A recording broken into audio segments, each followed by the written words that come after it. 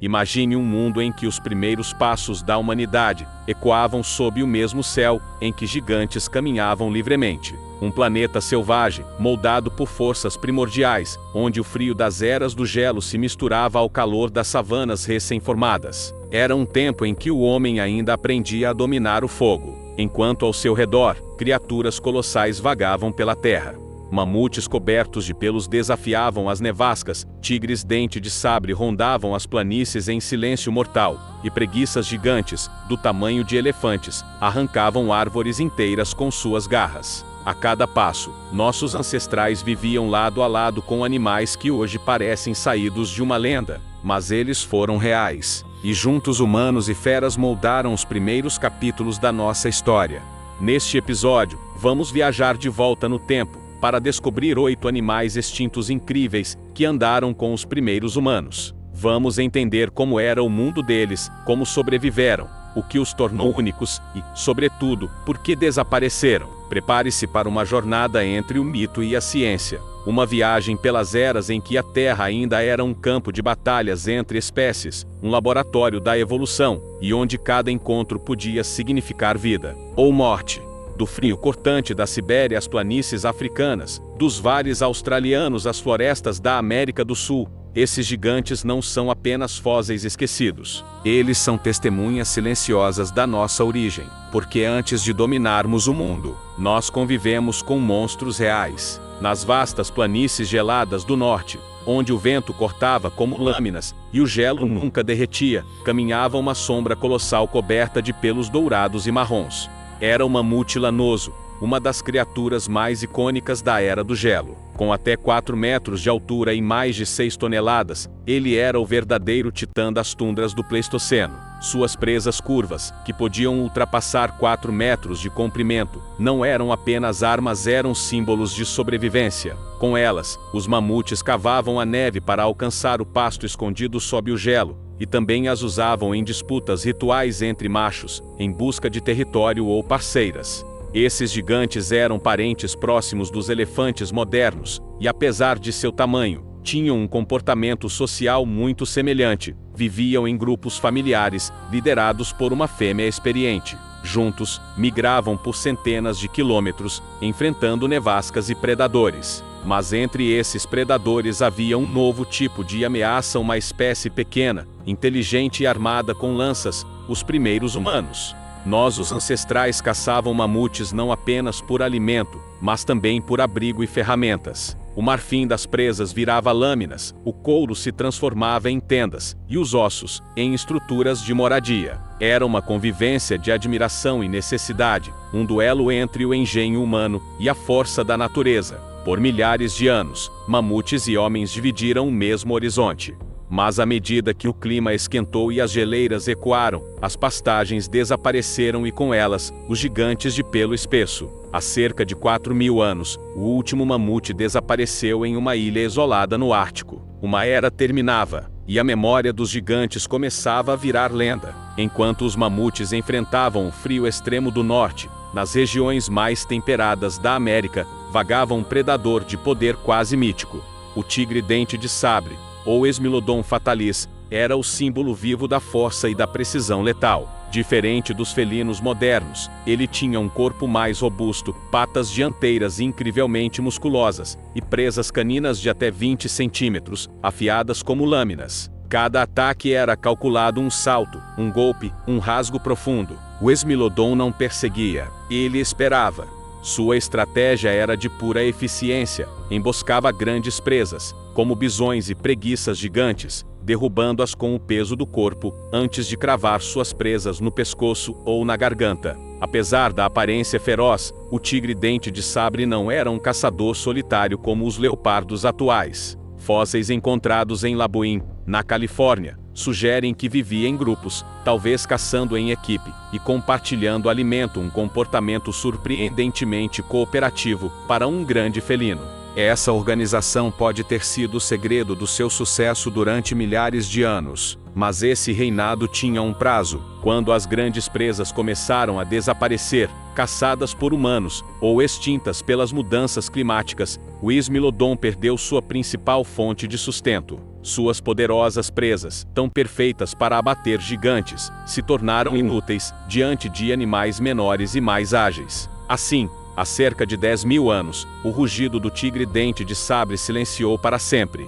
Enquanto o rugido do tigre-dente de sabre ecoava pelas pradarias, nas terras mais ao sul vivia uma criatura muito diferente. O Glyptodonte, um parente antigo do tatu, parecia uma fortaleza ambulante. Com quase 4 metros de comprimento e mais de 1 tonelada, ele era protegido por uma couraça de ossos fundidos, um verdadeiro escudo natural contra predadores.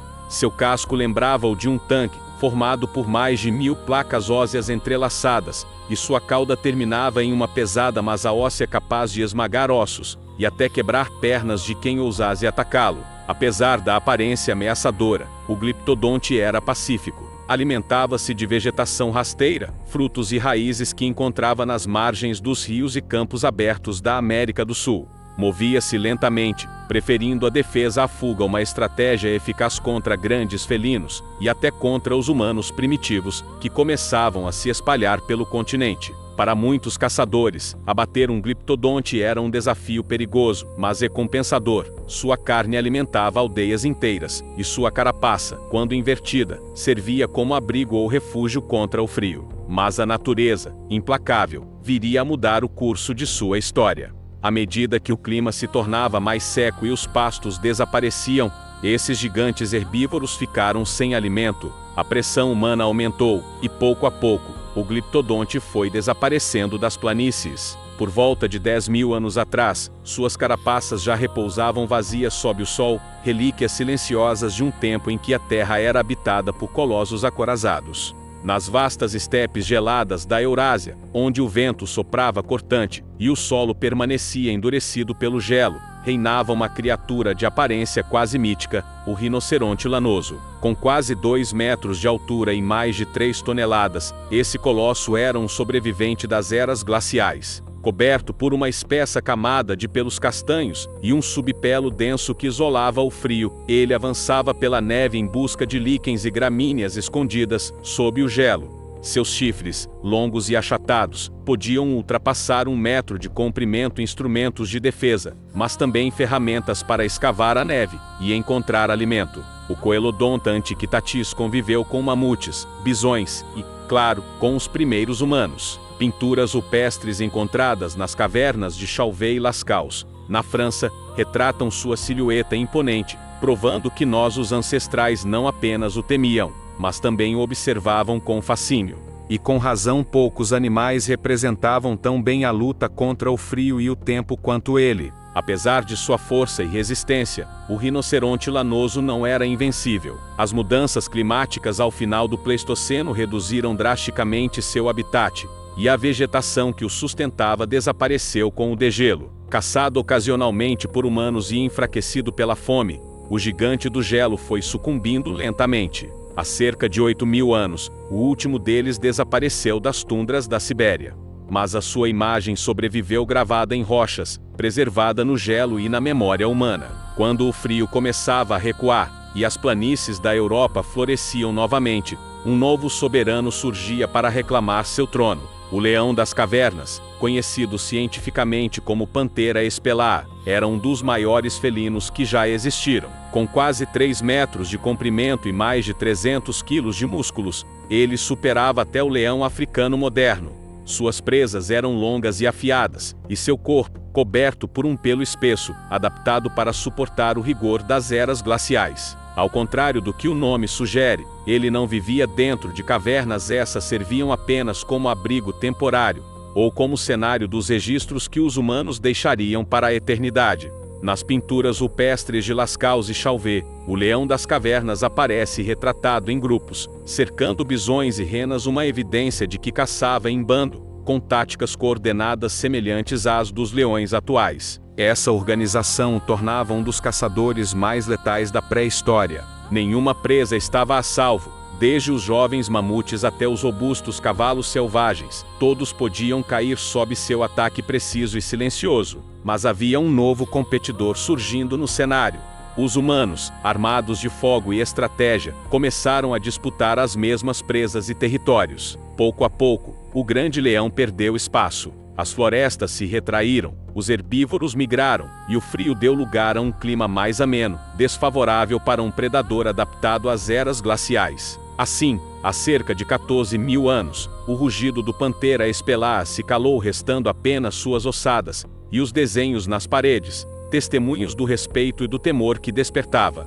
Enquanto os grandes predadores desapareciam, uma nova era de sobreviventes se erguia, e entre eles estava o boi almiscarado, o verdadeiro guardião das tundras geladas. Diferente dos colossos que ruíram diante das mudanças climáticas, ele dominou a arte da resistência. Coberto por um manto espesso de pelos castanho escuros, sob o qual havia uma camada interna tão densa quanto a lã mais fina, esse animal podia suportar temperaturas de até 40 graus negativos. Seu corpo era compacto, suas patas curtas e fortes, perfeitas para cavar o gelo e encontrar os líquens e musgos, que garantiam sua sobrevivência nas longas noites árticas. O Ovibos moschatus conviveu com mamutes, rinocerontes lanosos e até com os primeiros humanos das estepes do norte. Estes o caçavam pela carne e pela pele, mas também o veneravam, pois, onde o boi almiscarado vivia, havia alimento e resistência. Ele representava a persistência da vida em meio ao gelo. Durante as tempestades, reunia-se em bandos compactos, formando um círculo para proteger os filhotes e resistir ao vento, uma estratégia de sobrevivência herdada de milênios de evolução. E embora muitos de seus contemporâneos tenham sucumbido ao fim da Era do Gelo, o boi almiscarado sobreviveu, adaptou-se às novas paisagens, migrou para o Ártico e continua existindo até hoje, um elo vivo entre o presente e o Pleistoceno. Sua presença é um lembrete de que, na natureza, não são os mais fortes que vencem, mas os mais resilientes. Sob o sol escaldante da antiga Austrália, muito antes de os cangurus dominarem as planícies, caminhava um titã emplumado, o Genhornis, ou Genhornis newtoni. Foi o último dos grandes pássaros do trovão, uma linhagem de aves gigantes incapazes de voar que governaram o continente por milhões de anos. Com mais de 2 metros de altura e quase 250 quilos, ele lembrava um cruzamento entre um avestruz e um dinossauro. Suas pernas eram poderosas, feitas para correr, e seu bico, espesso e curvado, capaz de esmagar frutas duras e até pequenas presas. Durante o Pleistoceno, o Genhornis dividia seu território com os primeiros povos aborígenes. As pegadas fossilizadas mostram que humanos e essas aves caminharam lado a lado, às vezes como observadores, às vezes como inimigos. Para muitos caçadores, enfrentar um Genhornis era uma tarefa arriscada. Um golpe de suas pernas podia ser fatal, e sua força era lendária. Ainda assim, os registros sugerem que os humanos não resistiram à tentação de caçá-lo. Cascas de ovos carbonizadas, datadas de cerca de 50.000 anos atrás, revelam que nossos ancestrais não apenas o caçavam, mas se alimentavam de seus ovos, acelerando o declínio da espécie. Com o avanço da desertificação e a chegada do fogo usado pelos humanos para limpar terrenos e caçar, o habitat do Genhornis desapareceu. Sem refúgio e pressionado pela caça, o último desses pássaros colossais sucumbiu, marcando o fim dos gigantes australianos. E enquanto o som pesado de suas passadas se perdia no tempo, em outra parte do mundo, um caçador ainda mais astuto deslizava pelas geleiras e tundras, competindo diretamente com os humanos por presas e território. Nas paisagens áridas e geladas da América do Norte, onde o vento carregava o cheiro da caça e da sobrevivência, um predador caminhava em silêncio. O lobo das cavernas, conhecido como canis girus, era o companheiro e às vezes o rival dos primeiros humanos. Maior, mais robusto e poderoso que o lobo cinzento atual, ele pesava até 80 quilos e possuía mandíbulas capazes de esmagar ossos. Sua força não estava apenas na mordida, mas na união. Caçava em bandos organizados, com estratégias precisas e lealdade implacável. Esses lobos eram especialistas em caçadas coletivas. Juntos, perseguiam cavalos selvagens, bisões e até jovens mamutes. A cooperação era sua maior arma, uma sinfonia instintiva de movimentos que transformava o caos da caça em pura eficiência.